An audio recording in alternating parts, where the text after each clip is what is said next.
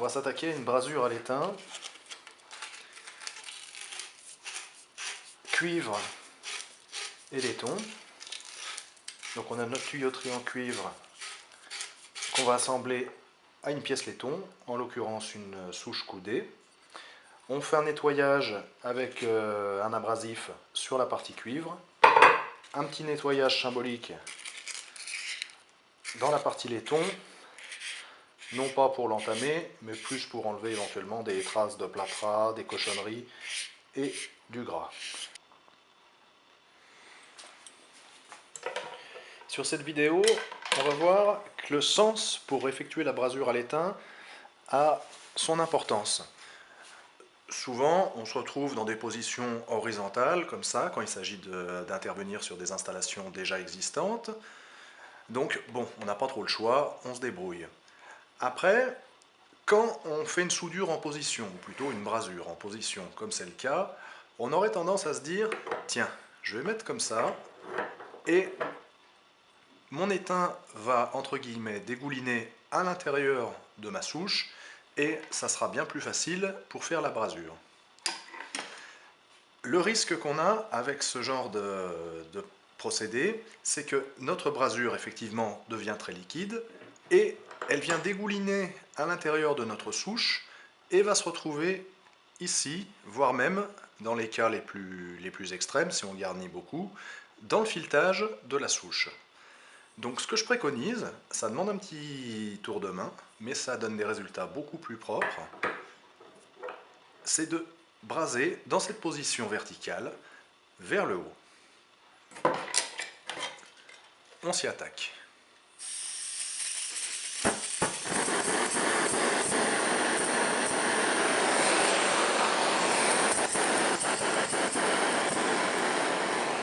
En fait, toute l'astuce, ça va être de chauffer la pièce vers laquelle on a envie que l'étain aille.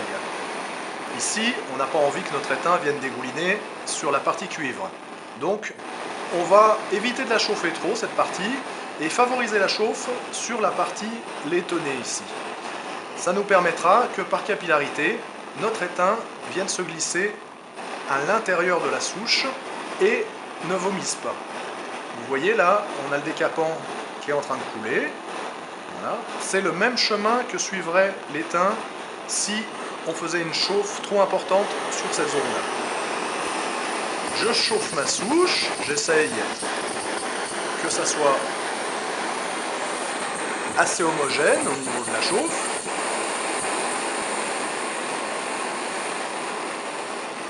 Et là, je m'aperçois que ça commence à fumer. Le bon moment pour braser, c'est ce commencement de fumée. Si on chauffe trop, ça va tout brûler, ça va faire du noir, et surtout, tout sera chaud et ça sera une catastrophe. Je me concentre sur cette chauffe. J'ai préparé mon petit morceau d'étain en le plongeant dans le décapant.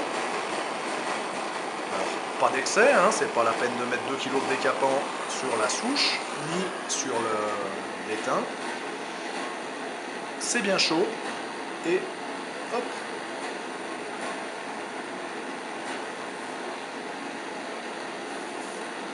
Je brase tout autour.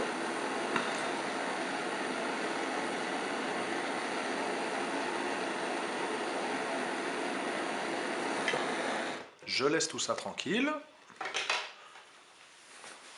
le temps que ça refroidisse.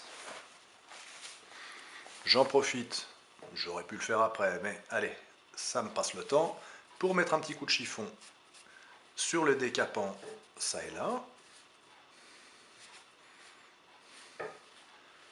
Alors on fait attention, le cuivre ça conduit méchamment bien la chaleur, du coup, même si j'ai chauffé que cette zone-là, je peux vous garantir qu'à partir de là, on ne va plus poser le doigt.